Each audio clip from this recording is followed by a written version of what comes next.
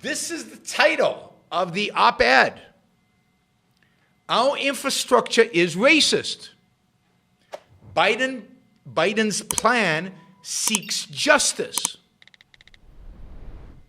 Did you know the infrastructure was racist?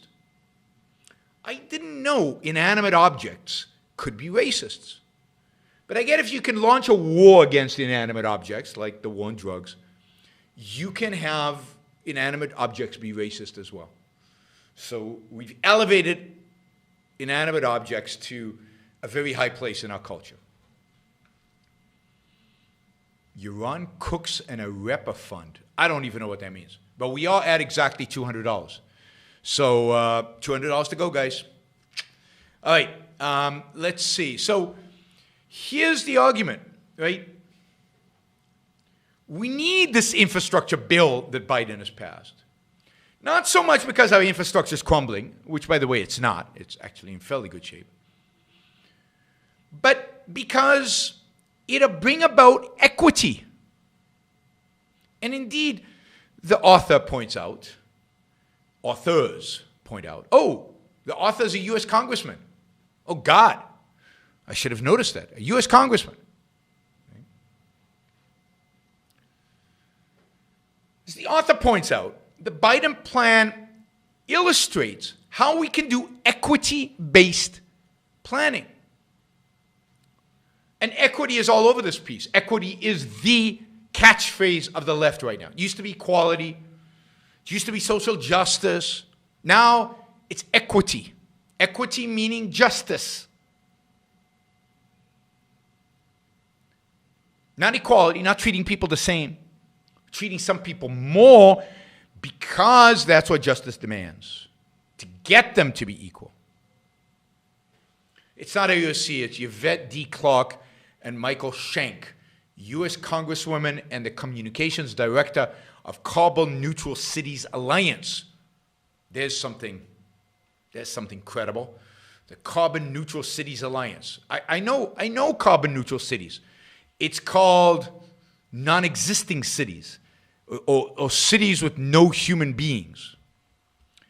Yeah, equity equals fairness, which equals justice. But not their equity. Their equity is unfair and unjust. But they're trying. See, I've told you from the beginning, the left always go for the moral argument. The right always goes, but how are we going to pay for it? Well, but if it's the right thing to do, you'll find a way to pay for it. I think if I did a cooking show, you guys would increase your support, right? Well, not really. Not if you saw the kind of food, the quality of the food that I produced. Everything would plummet. So here's the article. It quote, equitable distributed investments, how we begin to remedy the wrongs of a structurally racist transportation and housing system, reconstruct a more just urban environment, and improve the health and economic well-being of those who are being systematically disadvantaged by our past and current investments and programs. So let's look at some equity-centric expenditures. What do those look like? Equity-centric. So, for example, there's $115 billion with a B, focused on cutting emissions and reducing congestion. Well, wait a minute. Why is cutting emissions and reducing congestion an issue of racial equity? Are only minorities stuck in traffic? God, not if you live in LA. Everybody's stuck in traffic. Well, here it turns out they've got an explanation. Black neighborhoods are 79% more likely than white neighborhoods to be exposed to industrial pollution, often from oil and gas refineries and petrochemical plants. Maybe that's because black communities tend to be poorer, and poor people tend to live in cheaper housing, and cheaper housing tends to be in less desirable places in a city, closer to where there's actual industrial activity. I guess the solution to that is to stop industry, to stop industrializing. Indeed, if we stop industrializing, they'll also probably lose their jobs. They'll just get poorer, but hell, who cares? They'll be breathing good air.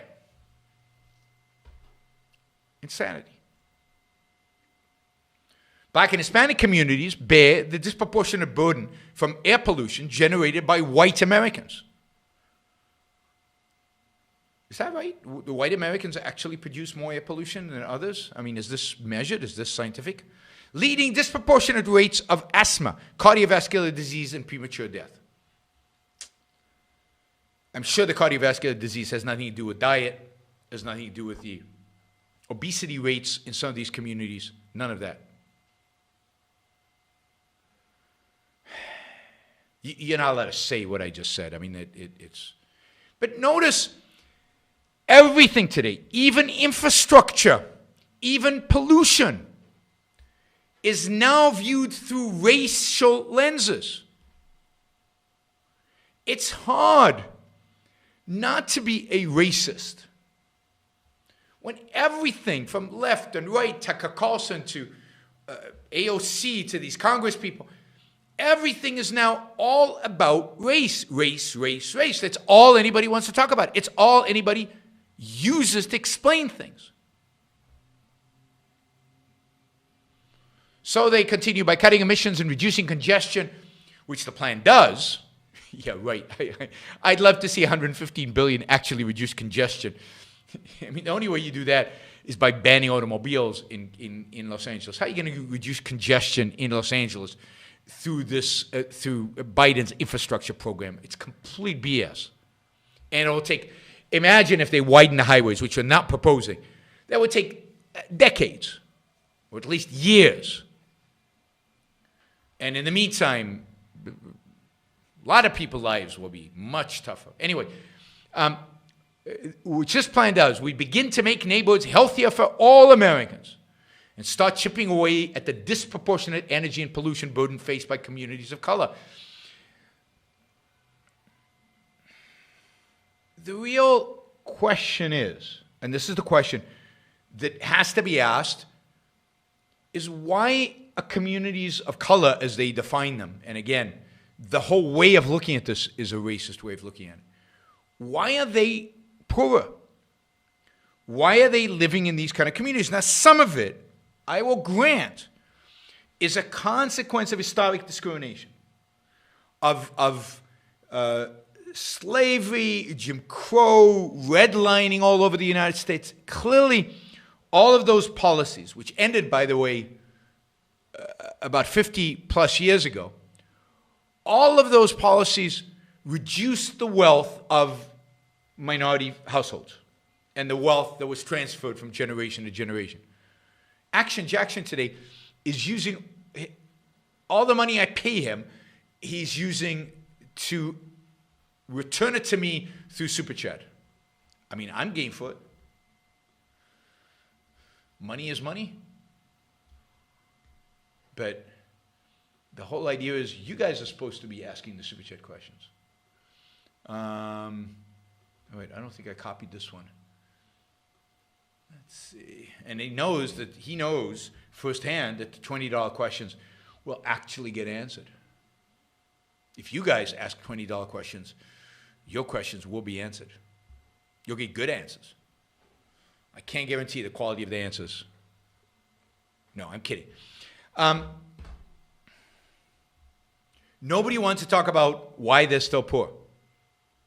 Some of it is a consequence of the history, but some of it is a consequence of culture.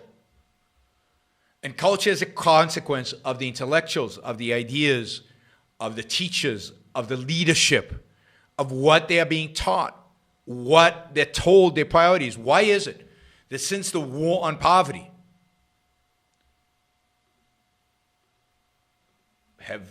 there are still just as many poor as they were before? Maybe somebody should consider, maybe the war of poverty is not allowing anybody out of poverty.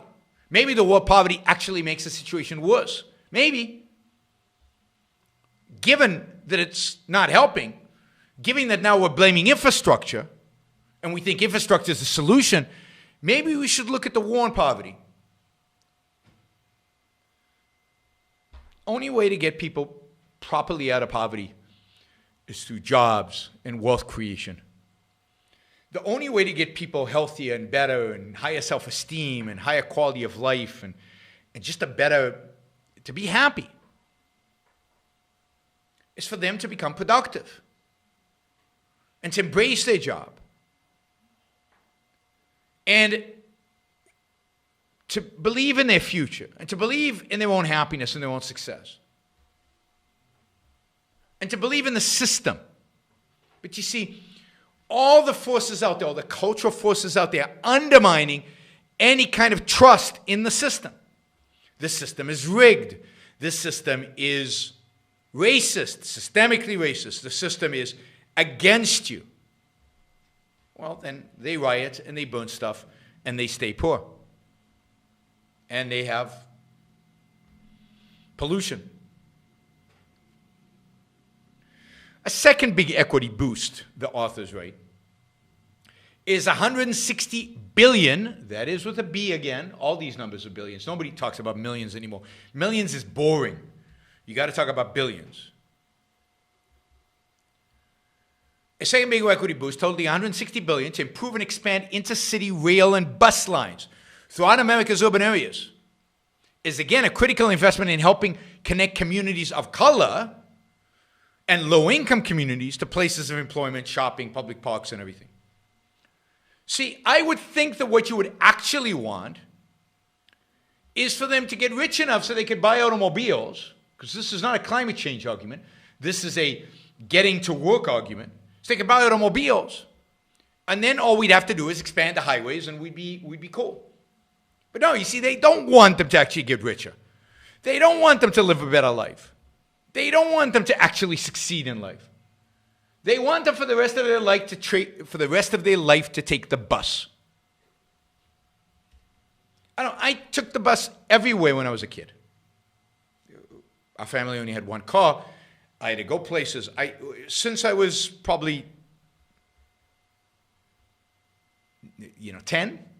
Yeah, 10, 9, 10. I went everywhere by bus. I walked to school or back from school, but anywhere further than school was a bus.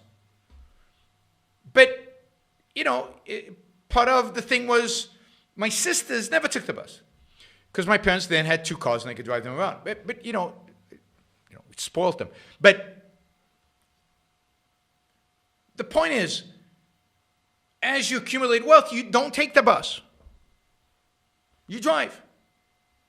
Driving gives you more control. You spend less time waiting. You get to spend more time at work, make more money. You get to spend less time, all of those things. But that's not the ambition. The ambition is to keep them poor and keep them taking the bus.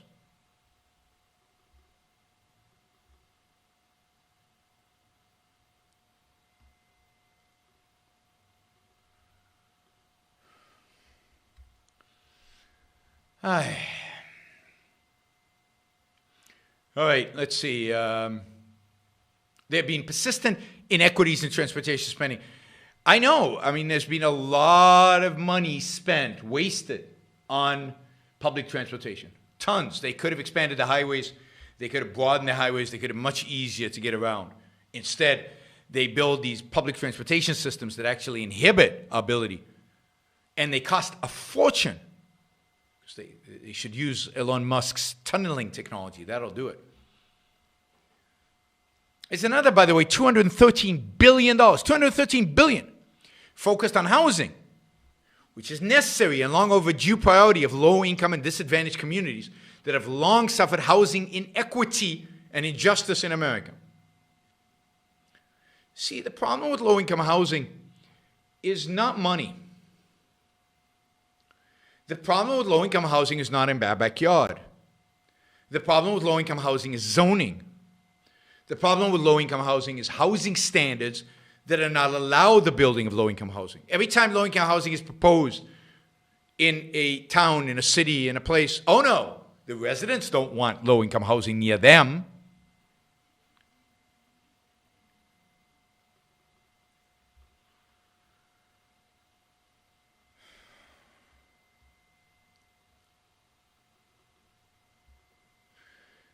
They say communities of color in formerly redlined neighborhoods now experience rates of chronic disease, shorter lifespans, and greater risk factors of COVID-19 due to poor housing quality. Is it due to poor housing quality? Due to other lifestyle issues?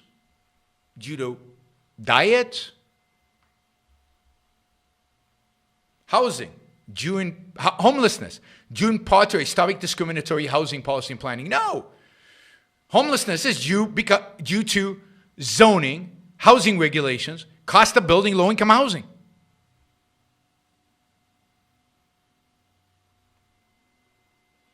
I have not been to Melbourne. I've been to Sydney. I have not been to Melbourne. All right, we can go on and on. Another $20 billion that focused on reconnecting communities that are being divided and disjointed by highway construction. Of course, highways disrupt communities. They run through them. And land is cheaper in low-income neighborhoods. It's easier to build a highway there. But there's no way around these issues. There's always going to be somebody who's lower income than everybody else. And if moving out of those neighborhoods is possible and becomes possible as people in those neighborhoods become richer. And the whole focus should be, the singular focus should be, of getting poor people who have ambition to have the opportunities to become rich. That's it.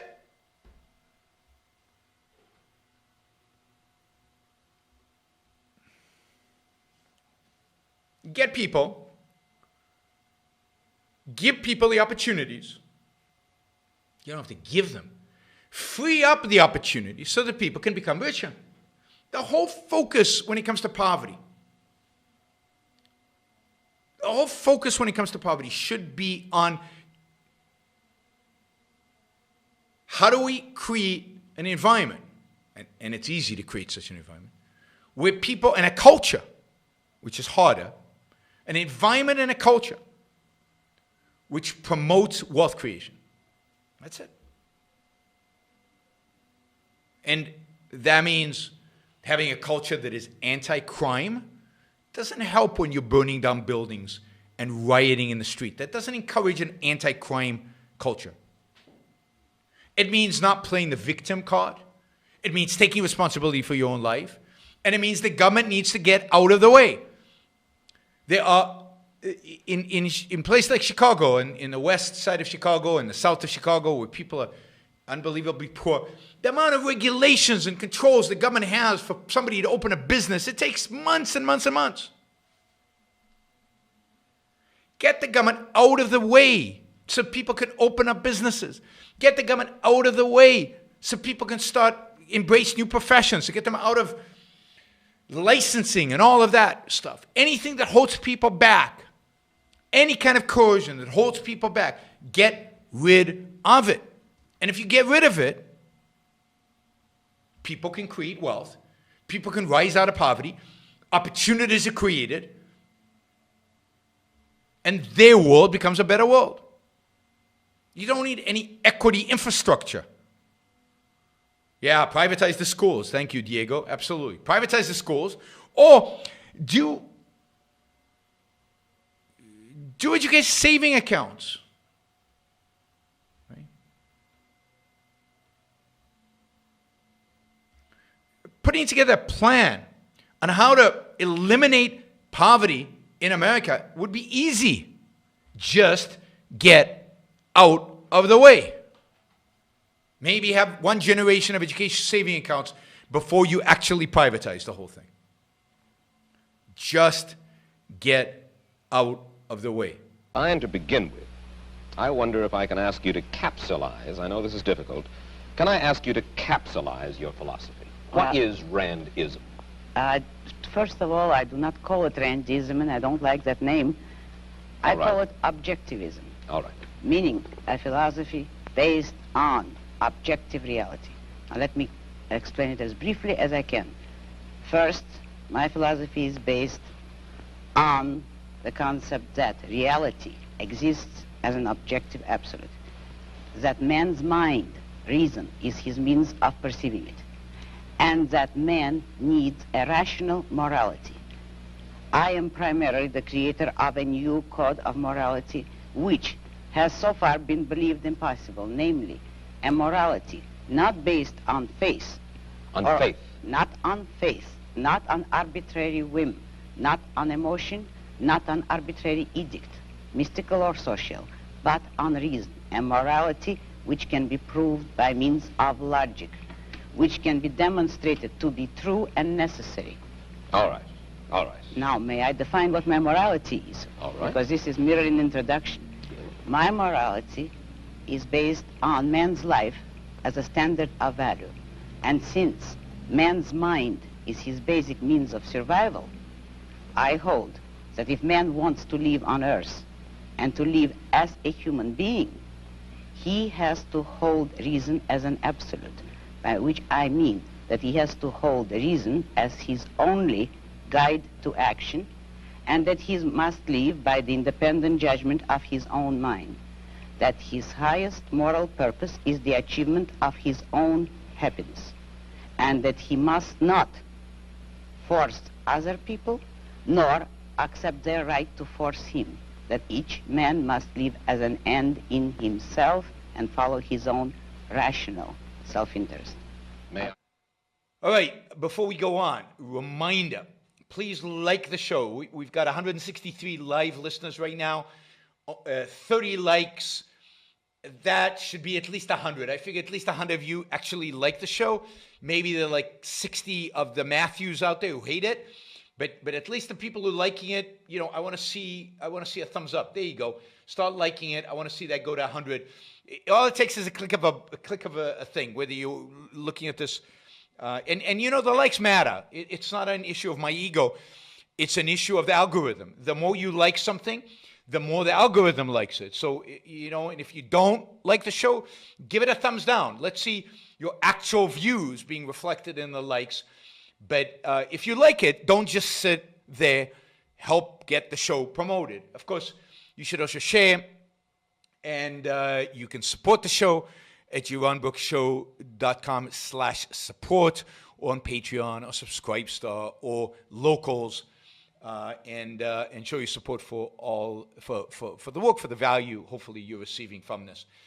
And of course, don't forget, if you're not a subscriber, even if you just come here to troll, or even if you're here like Matthew to defend Marx, then you should subscribe, because that way you'll know when to show up. You'll know what shows are on, when they're on. You'll get notified, right?